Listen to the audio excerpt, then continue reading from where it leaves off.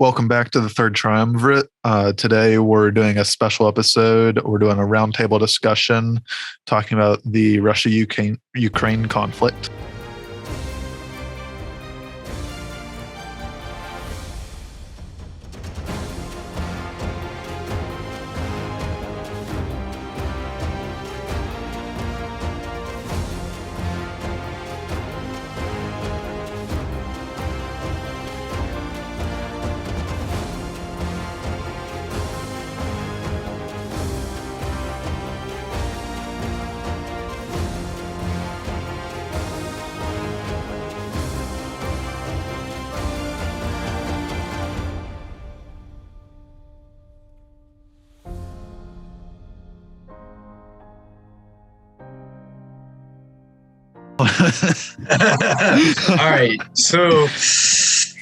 All right. I mean, there's a lot to get into, but I think the biggest thing is that so like early on, everyone's like, "Oh, Russia, Ukraine, he's probably not going to act. He's just playing it up for the media, doing this, doing that, whatever." No, right? It's like Putin does. He does this all the time. I was going to say he's done similar things. Yeah. So, and then as soon as I read that he had invaded the separatist regions of Ukraine, which are like very small portions on the border with Russia, where a lot of ethnically Russian people are. Yep. Like they overwhelmingly outnumber the Ukrainian and other ethnic peoples there. And so I was like, okay, there's three options here. One is that Putin withdraws. That doesn't seem likely. Number two is that Putin stays and annexes it, just like Crimea. That one was the most likely to me. And number three was he full-on attacks Ukraine, which, if it comes down to it, there's really two choices there, which is one that he stays and annexes the territory, or he moves into Ukraine. And so I was like, it's a 50-50 shot whether he invades or not. And of course, literally the next day he invaded. And so I was like, wow. It's pretty interesting to see because this is probably the first time in which two developed nations are going head to head. Like, you know what I'm saying? Like, a full-fledged, like, not like Crimea where it was just, oh, Putin just wants Crimea. This is a full-fledged, we're going to take the capital. We're gonna kill the government. Yeah. So, and it's interesting. It's interesting to see that. Well, and it's just the amount of misinformation that's going on. Well, I mean, there's been so many different reports of what's been going on, and it's hard to sift through what's true, what's not true, what's being exaggerated, what's not being exaggerated. So it's a constantly evolving situation. Well, I mean, as far as Nate's point, like a full-fledged taking the capital, whatever. Obviously, I haven't gotten there yet, but earlier today, Ukraine's let's see, how do you pronounce his name? Volodymyr Zelensky, I guess, is his name. Just call him President Zelensky. Yeah. He had a call with EU leaders. He warned them, straight face to them, said like, "This may be the last time you see me alive." Like, so sort of. Yeah. So, I mean, it's definitely a growing crisis by the hour.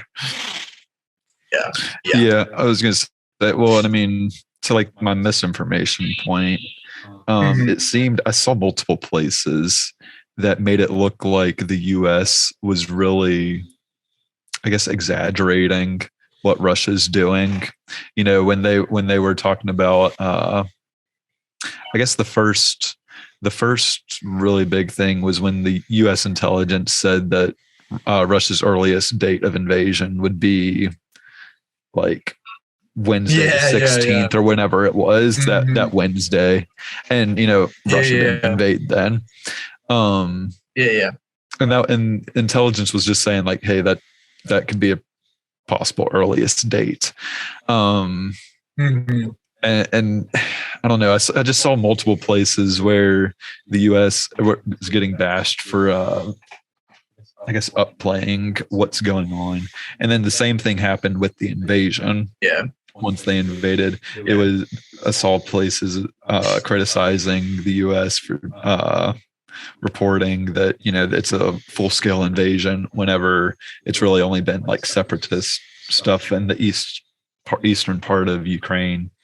But then, of course, as of now, the capital of Ukraine is like on the defensive. It's gone into a defensive phase.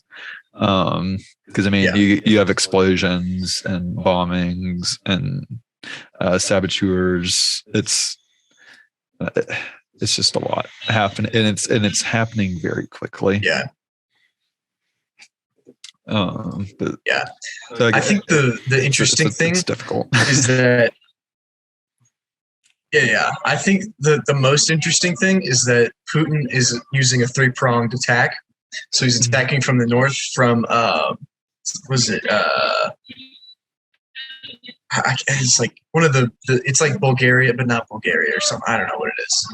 One of those insignificant former Soviet states, and then because they are tied to Russia that's like their lifeline. They have no economy without Russia. And then one is from Crimea, and then one is from Russia proper, or the separatist regions, basically.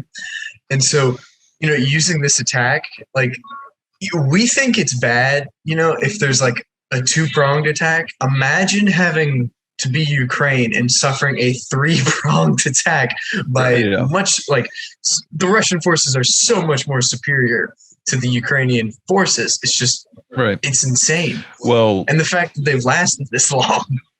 Well, did you see that Ukraine has now given out rifles to the citizens?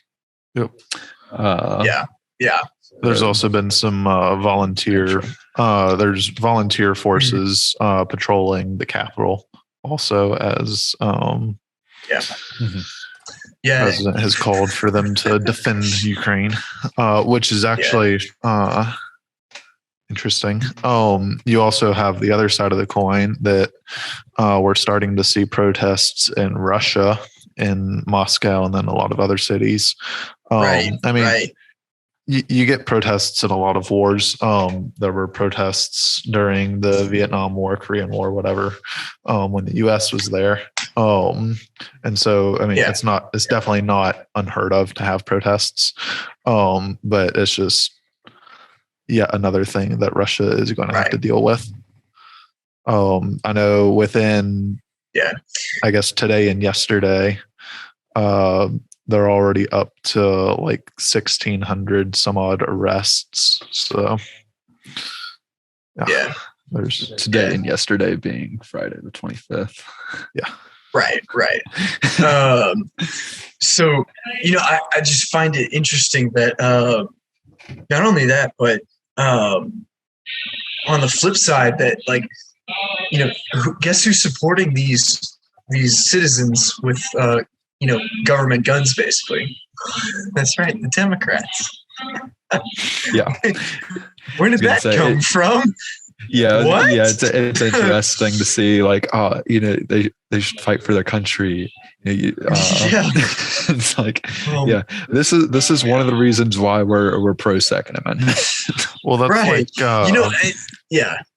There was the one quote that no. I know what you're going to quote, and that it was fake.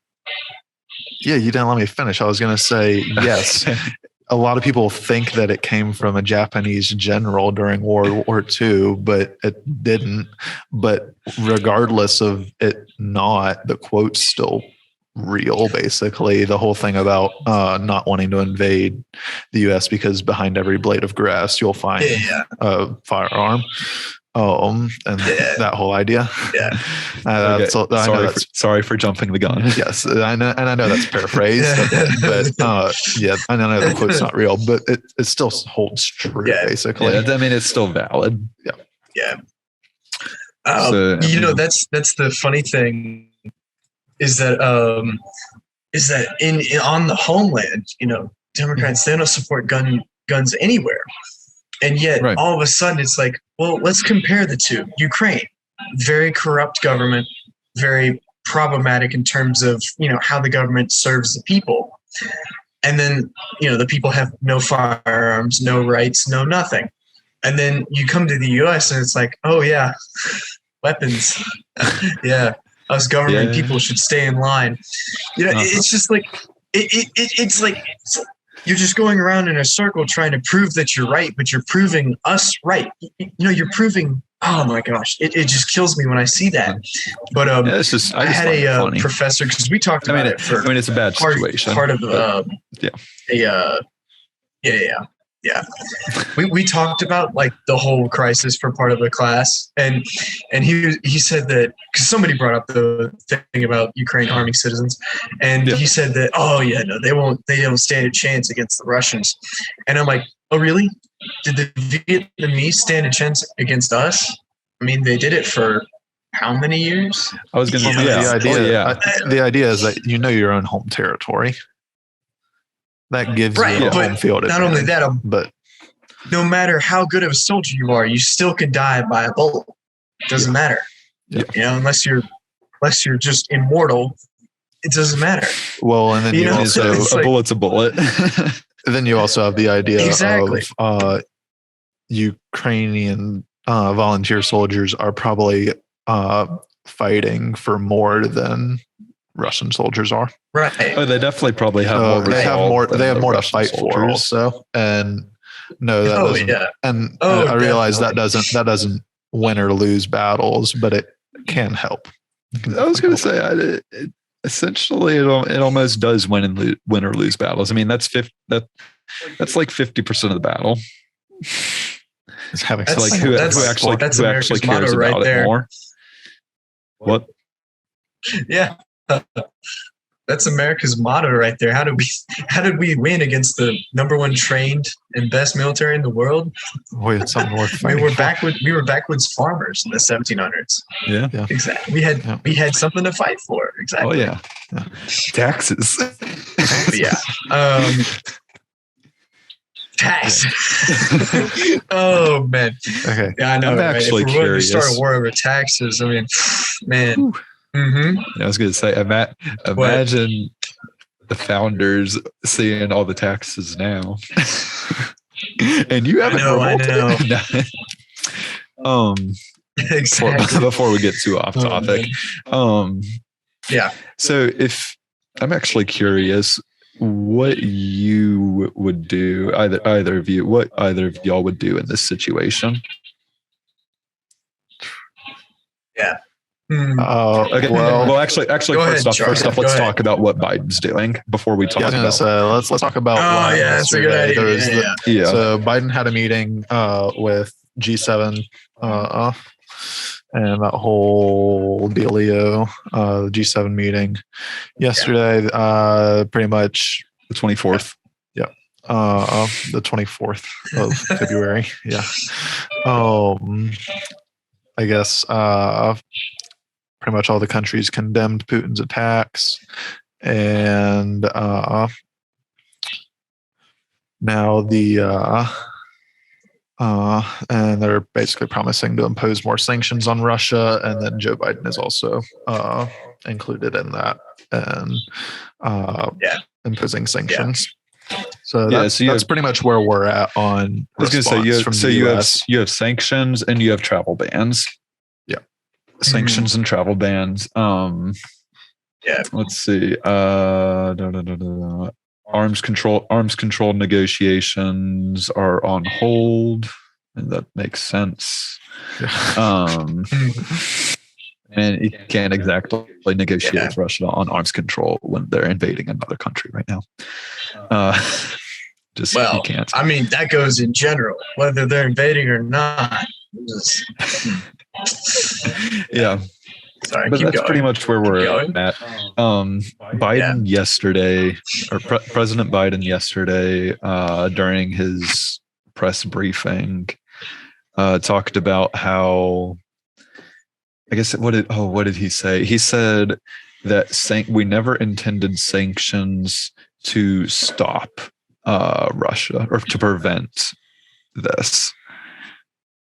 Even though when they were putting sanctions on Russia before Russia invaded, the purpose was to prevent Russian invasion. Yeah. But that's okay. Blame shifting. Every politician does it. But so I can't blame him for that. But it boiled down to him saying we just need to have a strong resolve. And I mean, I'll agree with that. Man. Yeah, that's at the bottom of my list. I'm not gonna lie. I mean, he's not wrong. No, he's definitely right. It's just, missing 10 or 12 things in there before that. Yeah. But so sanctions and travel bans pretty much where he's at, where our federal government's at right now. Yeah. I'm just curious if you two would do anything different. I was going to say, as far as I would do, I know I probably already know where you're headed and what you would do, Nate. But as far as what I would do, I mean, honestly, right now, I'm not sure I would do too much different, because one of the main things that President Biden has also said is that he wanted to have a united response with with the whole G7 conference. And so if that's what the other countries are doing, sanctions and travel bans and basically trying to hurt Russia through economy to be able to stop this, then fine, at least we'll have a united response. Right. Now you could also argue that, okay, if you want a united response, maybe you push more for, I don't know, maybe more direct action. And if you pushed for that, maybe you could get a united response if you're willing to front it or whatever. But that just becomes a question of what exactly would that look like. So, right. I don't know if you have any ideas of what you would do, and if you went more for a direct response, what you have ideas of what that might actually look like. We also don't have any military advisors next to us. So, Yeah, There's also that difference between us. And I don't know. All right. Yeah, of course. But I don't know. I'd have to go back maybe 2 months, 1 month or so, and say to Russia, we're going to cut off any and all trade with you. We're going to cut off any and all ties with you. We're not going to accept any international deals that you want to make with any European countries or any Asian countries that we have influence over. We're not going to allow you to export your oil, all these different things. And then I would say, oh yeah, by the way, we've given Ukraine 2 nukes because we forced them to denuclearize in 1990, sometime in the 90s. I think it was 94, 3, something like that. Anyways, but I would just say, oh, hey, by the way, we've given 2 ICBMs to Ukraine that are fully functional, and we hope you don't make the wrong choice. And so, I feel like that would be enough of a deterrent. But then again, it's Putin, so who knows? Who knows about that? The only as to what go ahead. I would question what you would do as far as stopping trade with them. That probably would hurt the agriculture industry. We've already seen reports of it probably I know. hurting that. Yeah. So it's a matter of what you would do for that, which that could, this could lead into a whole big discussion that we can't figure out all the answers to, obviously, in one talk. Right. That's just, you got to keep so much in mind. But that's interesting. More of a proactive approach, I guess, that you're going for. That then again, that goes back 2 months. As to what I do now, other than force Germany to quit their pipeline, I mean, there's really not much you can do without directly getting involved in military action. But I don't know, maybe selling weapons to Ukraine at such a cheap price that they can purchase them. I don't know. There's not much you could do right now without being directly involved. And so I don't know. It's just tough, especially when we don't have any solutions really in front of us. You know what I'm saying? Like, I'm sure Biden has more solutions in front of him than we have in front of us, and yet he still came out with the worst possible, outcome of all of them. Like, I would much rather take a hit to the agricultural economy than have an all-out war with Ukraine and Russia. It's just like, I don't know. I was going to say, I think we can all agree that like none of us are really interested in, turning this into our war with Russia as well. Right. We turn it into our war with Russia, then China knows we're not looking at them. There goes Taiwan. Dude, that's a whole discussion. There goes Taiwan. Oh man. There was a funny meme that I saw where it had 2014 Obama and Biden, Russia invades Crimea. 2017 Trump, 2018 Trump, 2019 Trump, 2020 Trump, 2022 Biden. Russia invades Ukraine. It's just like I saw similar things. It's like the Babylon Bee, and they predicted it. They literally predicted it. It's like I was going to say, I've seen some reports of some comments made on Twitter, social media, whatever else, on the so grateful that Biden's. I've seen serious comments made that like so grateful that Biden's president now that this is happening instead of Trump. With his ties with Russia and it's like as opposed to Biden's ties with Ukraine. I was going to say Putin didn't invade anywhere or do anything under Trump because it was Trump. Exactly. Trump made sure that didn't happen. When you have a maniac and a red button in the same room, it's just you know what I'm saying. Like you don't do anything. I mean, even Kim Jong Un, he's a bigger maniac. Yeah. Exactly. I was going to say. Bigger. Oh man! Trump was the first president to step foot in North Korea. Exactly. But I have to admit, I love it when you look at like just how much in the world was going right. I mean, we had peace deals between Arab countries and Israel. We had ISIS was killed. Pretty much all of it was killed effectively. We were doing pretty good with North Korea. We were like all of these. We were doing better with North Korea at least. Like I said, he was the first president to step foot into North Korea. Yeah. So like there were so many good peaceful things going on. Even if nothing came out of the North Korea deal, Orange Man. it still showed that it was still very talk. It was still a very historical event. Interesting question or interesting point. So Russia's invaded Ukraine. Russia's the aggressor. Mm-hmm. It's broken now because it was the invaded because it invaded and it's the aggressor. It's broken national or international law, right? Mm-hmm. Right. Russia has a seat on the UN Security Council. Russia can't be taken off the Security Council. So they'll still stay there. One of the 5 permanent members, because the only way to add or remove permanent members would be to amend the UN Charter. Right. And the only way to amend the UN Charter is consent and ratification of 2/3 of the General Assembly, including all permanent members on the Security Council. So in essence, for a permanent member on the UN Security Council to be removed, that member needs to agree to remove themselves. Right. See, and now you see the problem with the League of Nations and the UN. All of a sudden, 2 out of 5 permanent members are communists or dictators, or both. It's almost as if people change.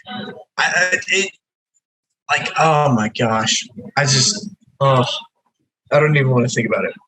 The amount of times that Israel gets pounded over the head with a club saying, "Hey, you're oppressing the Palestinians," and then everyone else like Syria, Lebanon, China, Russia are just killing people indiscriminately, or invalidating election ballots. Like, yeah, I mean, it is interesting looking at like the UN human rights violations. That they keep track was of. it 16 against Israel last year or something like that? 22 something. It was a high number, and China got like 1. Saudi Arabia got like, I don't know, I think it was 4 or 5, and they behead people. Like, that's their thing. They literally took a journalist or kidnapped him and then cut him into pieces and then carried him out in a body bag. It's just like, yeah, no, but Israel's worse. No, because they defend their people. Okay, by the way, gotta represent, that was the other thing. Did you hear that one of Putin's justifications for going into Ukraine was that there were Nazis? Did you hear that? I did not hear that. Interesting. All right, so it's not like misinformation. It's not like he literally came out into a press conference with live cameras on him and said, "We're fighting Nazis in Ukraine." Yeah, he said Zelensky. Guess what faith he's of? He's Jewish. He's Jewish. It makes it even better. Yeah. Like, how are you fighting Nazis in Ukraine? Yeah, I have a NBC News article saying that. He said the Russian leader urged Ukraine soldiers to overthrow their government, which he characterized without evidence as a gang of drug addicts and neo-Nazis. So, yeah. Well, you know why he said that, though, right? It's because the Soviet Union's justification for World War II was fighting the Nazis. Yeah. So, yeah, certainly. It just adds a tiny beansy little bit of credibility to him. But, it's also interesting that Putin's urging the Ukrainian soldiers to overthrow the government, and I mean, which is interesting, just that he's trying to turn them because we have reports of Putin's forces meeting greater resistance than they expected. I mean, that's probably combined with the president of Ukraine calling on the citizens to take up arms and defend Ukraine. And so it just shows that Putin's trying to turn the tables of that whole thing. How the turntables? Yeah. If I was a Ukrainian citizen, the only way, like, when they said, "Here, take up arms and fight against the Russians," my one condition would be, "Okay, but you let me keep the weapons afterwards." It's my one condition. If I live through it, you let me keep the weapons. You don't take them back. Yeah, that would be interesting to see what they do. All of a sudden, corruption in Ukraine drops 90%. What? I'm just kidding. Yeah. That's not true. But it's a joke. It's a joke. As if anyone takes us factually correct. Anyways, that's why we provide sources, by the way. Well, Charlie, you mentioned that protesters. There's protesters in Russia, in Moscow. Yep. I mean, they're being arrested by Russian police. Yeah, I was going to say that. Well, that's what I said. Is there's already been like 1,600 arrests across different cities. Yeah. So, I mean, just 1,600 arrests is a lot of arrests in 2 days. Yeah. So that means there's a in Russia. Notice. Oh my, Charlie. Oh my Lord. We gonna do this? No, I'm just kidding. What are we doing? I'm just kidding. I'm just kidding. So, anyways, notice how the arrests, like, it's a final thing. Like, you're going to get arraigned and you're going to go to court and you're going to face charges on this. And yet in the U.S., it's just like, oh, I got arrested last week for protesting and throwing a Molotov cocktail at a Portland federal courthouse. Oh, yeah. No, I'm out 2 days, 3 days. notice how it's different when you're not in the U.S. Yeah. I mean, like it's just.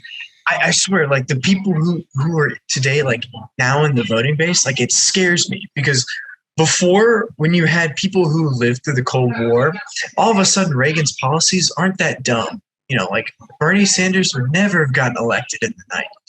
So because he supported bread lines. Everybody knows I guess bread lines are bad. You know, but like, you know what I'm saying? Like today, people have grown up in a time where America was the only superpower in the world. Right. I mean, that includes us, obviously. But like, no one appreciates what it took to get us here. You know, like nobody appreciates the countless lives that we've lost to get here. Exactly. Exactly. Yeah. I mean, like, and I think this economic policy proves it. Well, and I think including us, we can't even fully appreciate it. Like we can recognize that it took a lot to get here, but we that goes for us too, that we can't fully appreciate it either because we don't know anything else other than it. Yeah. Well, and that also means that we don't know really what it takes. You said we don't know what it really took to get here, but we also don't really know what it takes to stay the hegemony that we are. Right. You know, would it take getting involved in the Ukraine-Russia conflict to stay at the hegemony? We don't know. I don't like that idea. I know. And like, and also, I guess what would happen if we weren't a hegemony anymore? Yeah, no, like I mean, how would like I mean, yes, that could affect other countries in the world, but how would that affect the U.S.? Yeah. Would it? I mean, just imagine our economic big way, policy right now, just 10 times worse. Oh man. Yeah, no, I think the inflation's a good predictor of that. I think the gas prices are a good predictor of that. And which look like they're going to rise even more because leadership right now is a good predictor of that. Who's looking forward to that? Exactly. Oh, yeah. Exactly. Guess how much I paid for diesel yesterday? Guess how much? I paid $4.20 a gallon. Wait, how much per gallon? Per gallon. How much per gallon? $4. Okay. 20 cents. Okay. $4.20. Yeah. Yeah. We're 20 now. Like, it's insane. Yeah. Oh, man. Like even with Obama's terrible economic policies on oil, he just like that was the highest, and we're just starting right now. It's only been 3 days. You know, not even there yet. Well, we were on. This is interesting. So yeah, this is interesting. Seeing what President Zelensky asked Israel to mediate negotiations in Jerusalem between Ukraine and Russia. Yeah, that'd be interesting. It's always a good thing. Well, as far as mediating, didn't you bring up? Have you brought up the Taliban? Oh yeah. The Taliban. The Taliban has now called for Russia and Ukraine to end this conflict peacefully. Which I mean, at face value, great. End it peacefully. That'd be the most ideal thing to do right now. However, it's just funny that the Taliban's calling for it. I was going to say, a little hypocritical, don't you think? Because they fear for civilians. That's the reason. Oh, really? That's the reason they gave because they fear the Islamic Emirate of Afghanistan is closely monitoring the situation in Ukraine and expresses concern about real possibility of civilian casualties. You know, it's always funny when that comes out, and it's from the people who behead women for going to school. Oh, yeah, peaceful. Care about civilians. Yes. Okay. Oh, yes. No. They're totally truthful when they say that. Totally. Oh, man. But yeah, I don't know. It's dumb. Can you imagine, like, man, it's so like after World War II, it was like, oh, imagine two superpowers going head to head, like that'd be the end of the world. And we're seeing two not fully developed, but developed nations go head to head in a war, and there's no nuclear weapons. There's lots of missiles, there's lots of ground forces, there's lots of, it's just, there's a lot that can be learned from this, especially on the U.S. side when we lose wars intentionally, But anyways, I feel like the generals at the top could learn a lot from these tactics, especially certain people who oversaw some Afghanistan pullout, like that. They could learn a lot from this.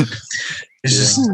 Yeah. Oh, did you see? I'm assuming you saw what happened with the 13 Ukrainian soldiers on the island. Yeah. On Snake Island. Was. Yeah. Yes. Yeah. I saw the beginnings of an article on that. Can someone break that down for me? Because I didn't read the article. Yeah, let me see if I can. All right, you got it. Quick. You got it. I can just give you an overall summary. Basically, that's fine. That's fine. I saw the headline. Island. Yeah. Basically, 13 soldiers, and then Russian warship said, "Hey, we're a Russian warship, and we're going to bomb the crap out of you." Yeah, they were like, "This is on an island in the Black Sea. It was near Odessa." They're border guards, by the way. Yeah. Okay. Yes. Yeah. So it's not like, because I was like, why would they just leave 13 people there? But it makes sense because they're border guards. You got to watch the border. Mm-hmm. So. Yeah, because I was like, why not just pull out and leave like a drone or something? Yeah, because the island, Snake Island, is 30 miles south of Ukraine's mainland. Okay. Yeah. So basically, they were told to lay down their weapons or be bombed, and they responded with Russian warship, go to hell. And so then they were all killed by air and sea strikes. Russia actually denies that account. Yeah. They say that they all surrendered. Yes. So not real sure about that one. It's interesting to see real misinformation versus stupid stuff that people say online and then other people take as information. Like, this is some real propaganda type stuff, and the mainstream media is like, oh, did you see Biden's new court pick today? Like, you're just not gonna you're just gonna gloss over the fact that there's propaganda out there. Okay, all right, good job, Washington Post. Democracy dies in darkness, just not here. Oh man, yeah.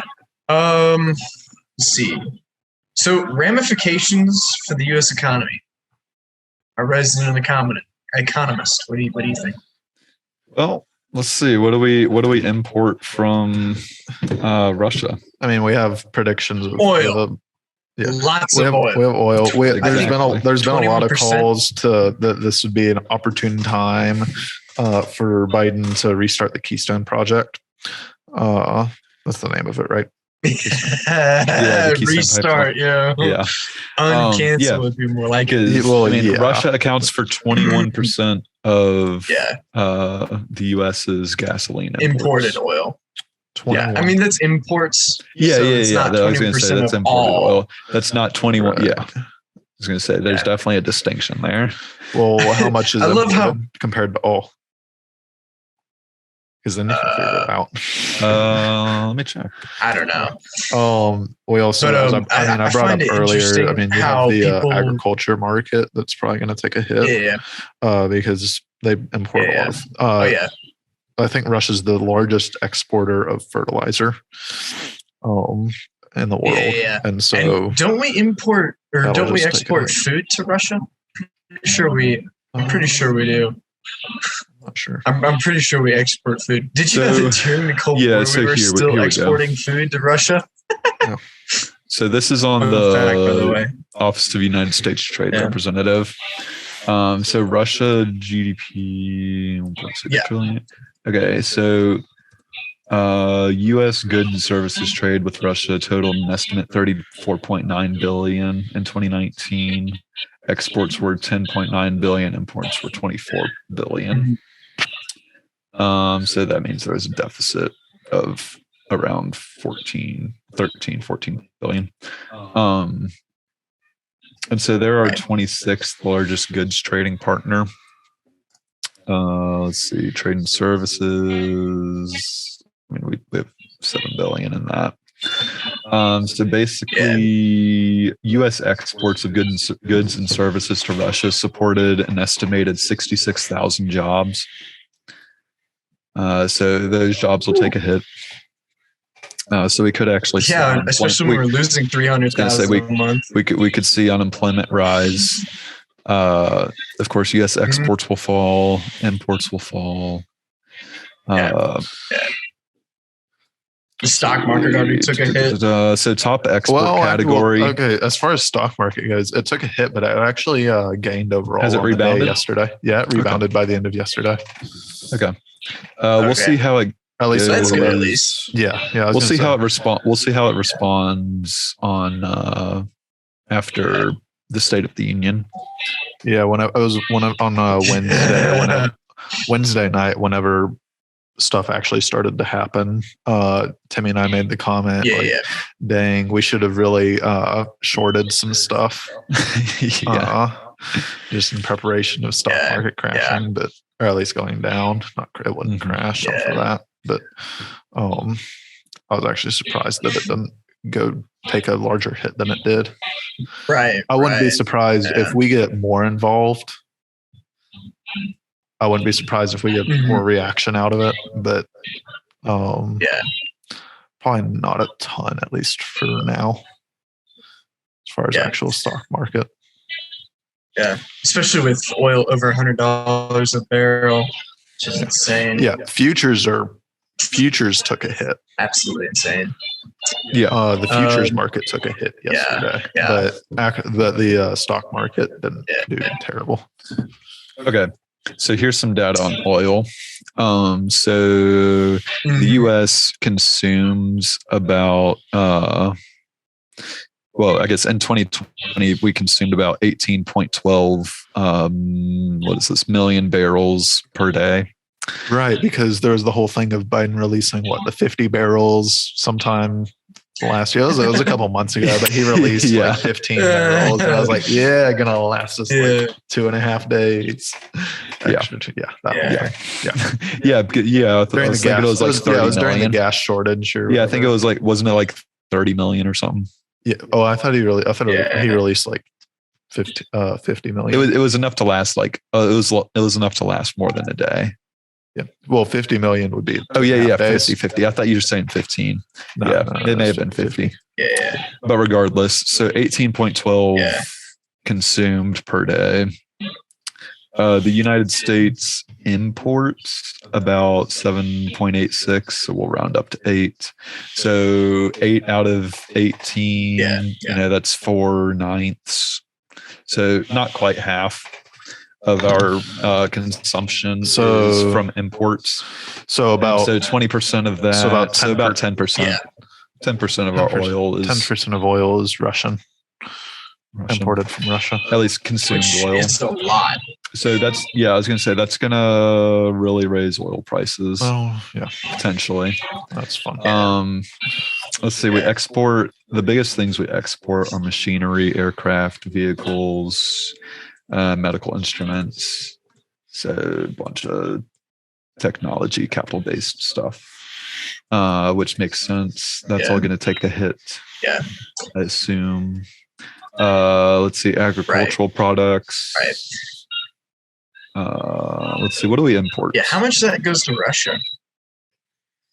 What? We import agricultural products? No. We export agricultural products. Totaled to about 193 million to Russia. Yeah. Let's see. So imagine. Go ahead. The top categories for imports: mineral fuels, precious metals, iron, steel.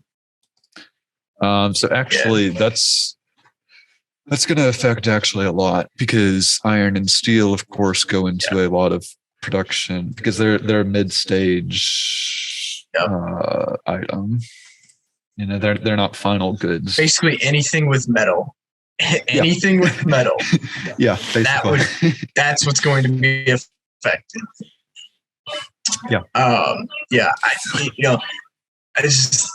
With the food thing, imagine that we actually have to pay farmers to not grow food or to kill their crops or not like harvest them. You know what I'm saying? Like, imagine that we actually have to do that and there's a food crisis. Like, isn't that pretty amazing? Oh man. Yeah, subsidies. Well, we actually do import some agriculture from Russia. Totals about 70 million. What are we importing? Leading categories Vodka? include snack foods, tree nuts, other vegetable oils, essential oils, and other dairy products. Huh. That's interesting. Yeah, but you know, so that stuff prices may rise a little bit. Yeah, I was going to say, as far as the rest of the economy, I mean, that's really all we're going to see, at least right now. If this is all we're doing. I think the biggest impacts will be the oil and the metal, the iron, the steel. Yeah. Just we'll see.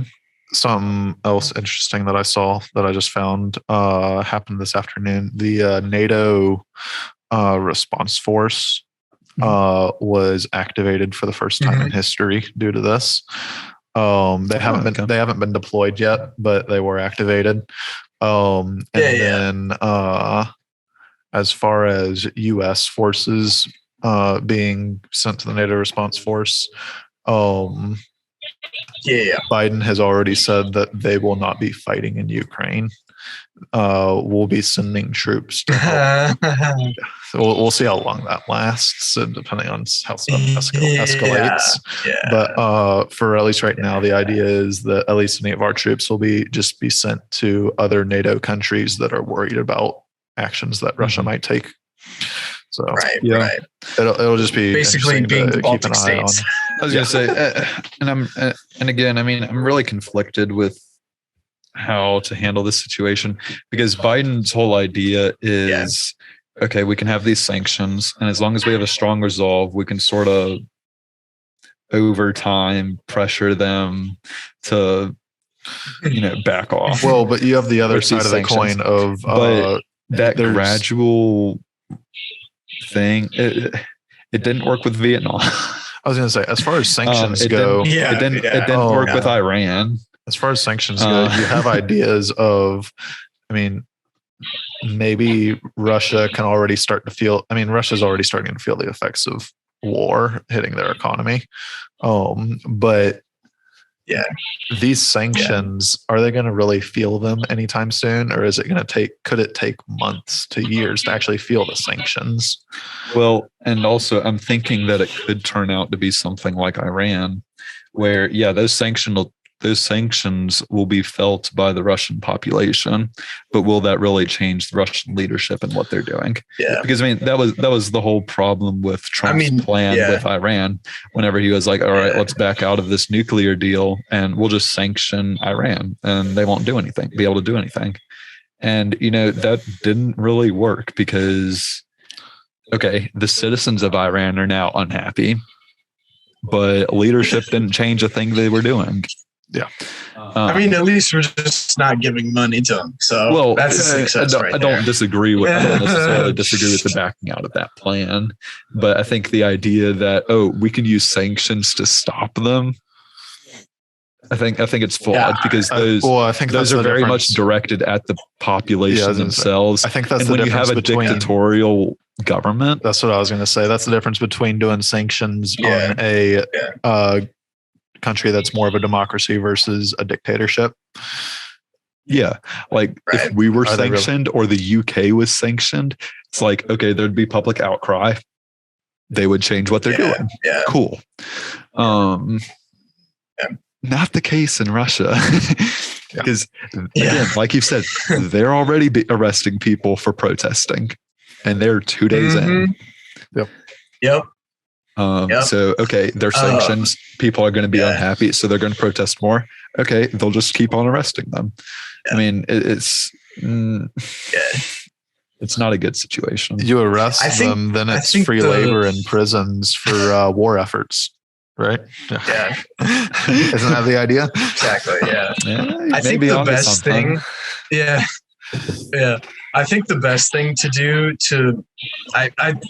I agree with you. Sanctions, I really don't see sanctions doing much. I just think it's a preventative measure that we can do before. So we should have done this before this happened. But I think the best thing to do right now is cancel the pipeline between Germany and Russia for good. Because right now Germany says we're going to stop it for now until the conflict ends. Yeah.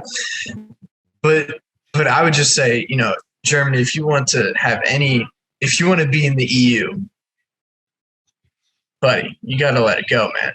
Well, I mean, because it's so interesting how they immediately they turn to nuclear or turn away from nuclear energy and then turn to Russia for gas, natural gas and stuff to come in, and then all of a sudden, now we're in this problem, and Germany has to pick a side, and they can't. So, yeah, I don't know.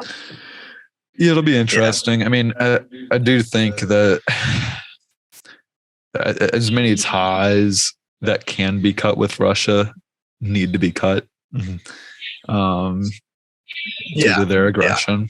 Yeah. I mean, that's that's what has been done to any country that started a war. Is you cut ties with them. We didn't. It's like when Germany started World War II, it's like we didn't immediately like, hey, you want to work on this project together? we occupied them. Oh man, yeah. Although World War I, we totally didn't give them weapons and bandages and stuff. No, we totally didn't do that. Yeah. World War I was a family squabble.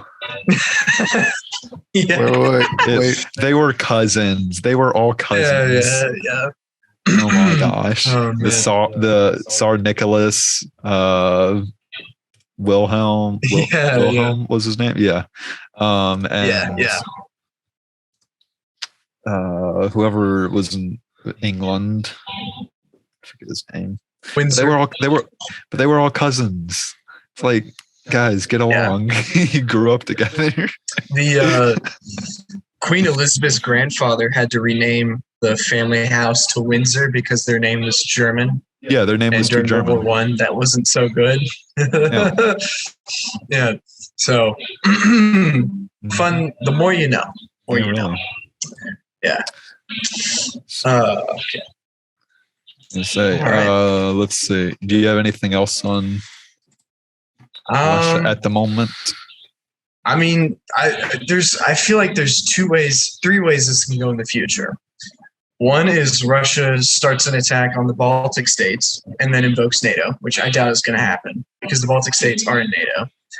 Right. So that would require a direct response from NATO. Right. Which number two. Yeah. Number two is Russia takes over Ukraine and kills the government and installs their own government and then leaves. In which case we'll see a terrible situation kind of similar to Iraq, basically. Mm-hmm. And then the third option is that peace talks happen, and I really don't see that happening either. So I don't know. Hopefully something else comes up. But hopefully Israel will pull through. Get them to sit down. Oh man! Or the Taliban. Yes, the Taliban. Israel and the Taliban can be the mediators. Yes, there you go.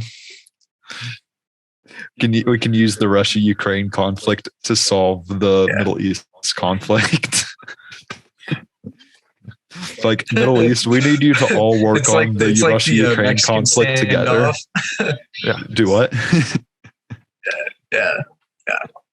It's like a Mexican standoff. You got the Taliban fighting Israel, and then you have Ukraine fighting Russia. Yeah.